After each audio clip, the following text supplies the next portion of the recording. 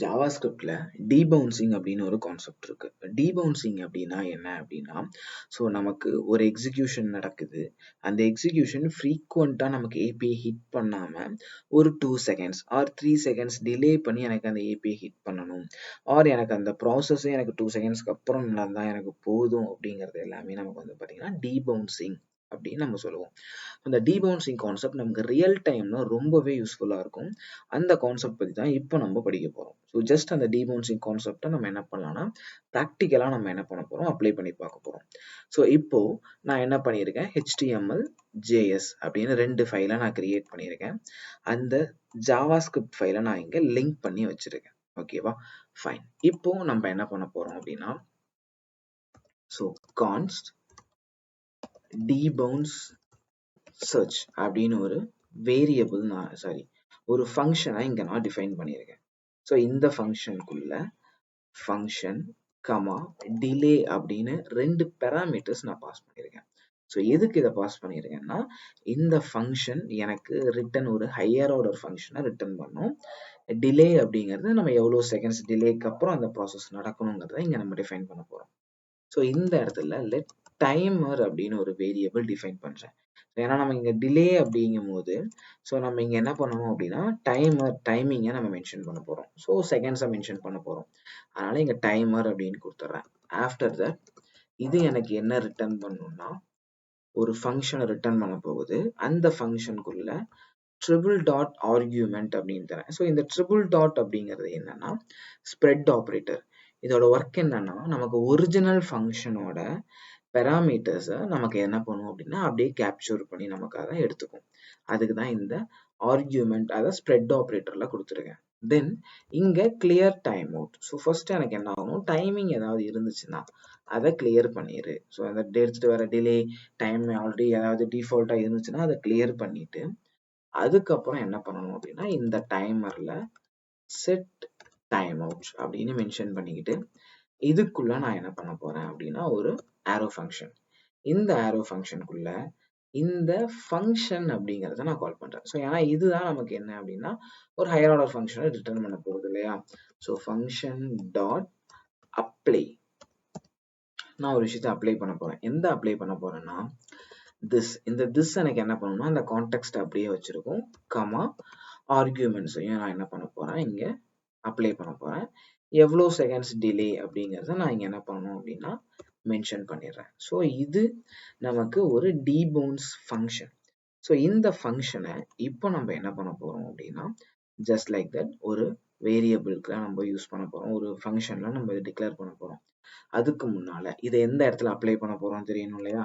நான் என்ன பண்ணுறேன்னா இங்கே ஒரு இன்புட் பாக்ஸ் கிரியேட் பண்ணிக்கிறேன். இந்த இன்புட் பாக்ஸில் ஸோ நான் வந்து as usual place holder enter value அப்படின்னு கொடுத்துட்டு ஸோ ஐடின்னு மென்ஷன் பண்ணுறேன். ஏன்னா நம்ம டேரெக்டாக HTML எலமெண்ட்ஸை ஜாவாஸ்கிரிப்டில் யூஸ் பண்ண முடியாது.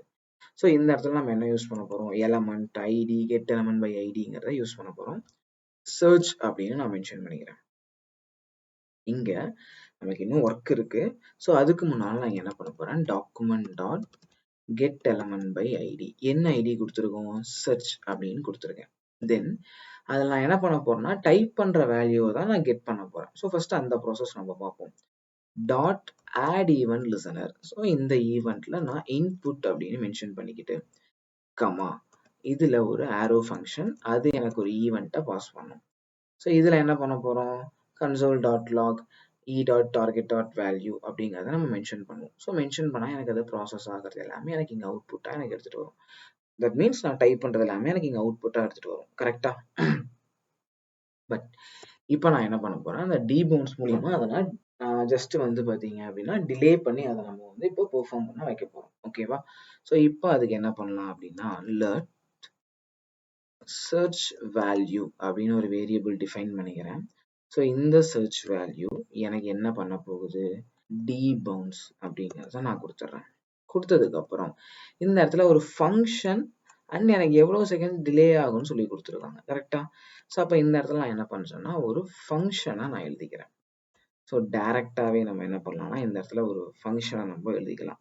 இந்த ஃபங்க்ஷனுக்குள்ள இங்கே நம்ம என்ன பண்ண போகிறோம் அப்படின்னா வேல்யூ அப்படின்னு மென்ஷன் பண்ணிக்கிட்டு ஸோ இந்த வேல்யூ நம்ம இங்கே யூஸ் பண்ண போகிறோம். எப்படி யூஸ் பண்ண போகிறோம் அப்படின்னா, இந்த வேல்யூவை நம்ம எப்படி யூஸ் பண்ண போகிறோம் அப்படின்னா, ஜஸ்ட் அது ஒரு வேல்யூவாக நம்ம மென்ஷன் பண்ணியாச்சு.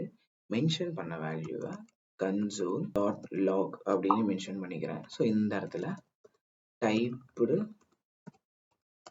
வேல்யூ, ஸோ எதை டைப் பண்ண போகிறோம், அந்த வேல்யூவை டைப் பண்ண போகிறோம். ஜஸ்ட் இதை மென்ஷன் பண்ணிக்கிறேன். ஓகேவா?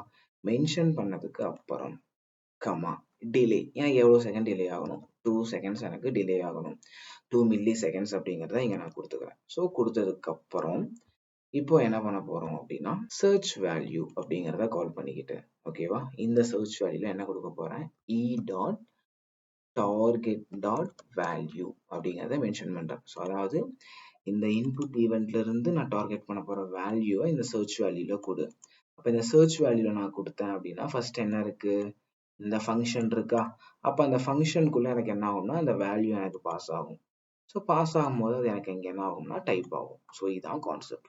இப்போ இதை நம்ம ரன் பண்ணி பார்ப்போம். ஸோ இதை நான் என்ன பண்றேன், சேவ் பண்ணிட்டு HTML ஃபைலை ஜஸ்ட் இங்கே காப்பி பாத் ஆர் லைவ் சர்வர் அப்படிங்கிறத நம்ம கனெக்ட் பண்ணி இங்கே கொடுத்துக்கலாம்.